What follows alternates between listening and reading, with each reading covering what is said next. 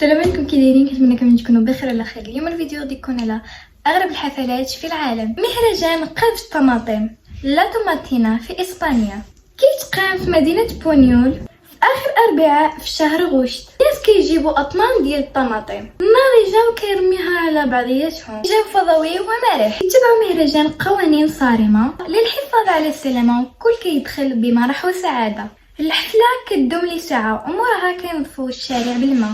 الهدف ديال الحفله بالطماطم هي المتعه وتخفيف الضغط النفسي. مهرجان الجبل المتدحرج انجلترا كيوقع في قريه موينزيبيري في غلوسترشاير كل عام في شهر ماي. كيطلعوا الناس على تلحاد وكيطلقوا كره من الجبن كيجريو نزولا للهبوط.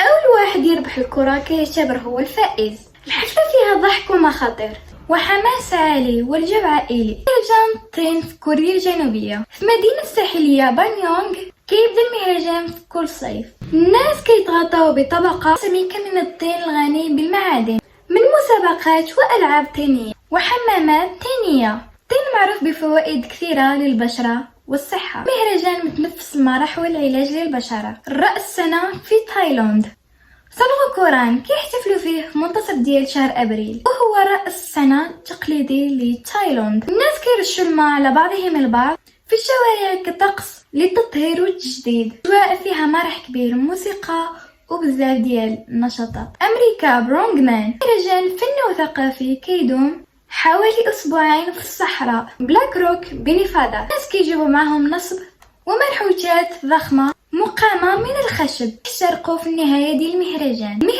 مبني على 10 مبادئ من بينها الحرية والتعبير الفني والمجتمع. تجربة روحية وفنية عميقة فيها ورشات فنية. المهم هذا كان فيديو اليوم، كنتمنى انه يكون عجبكم. قولوا لي في التعليق واش كاين اغرب الحفلات اخرى.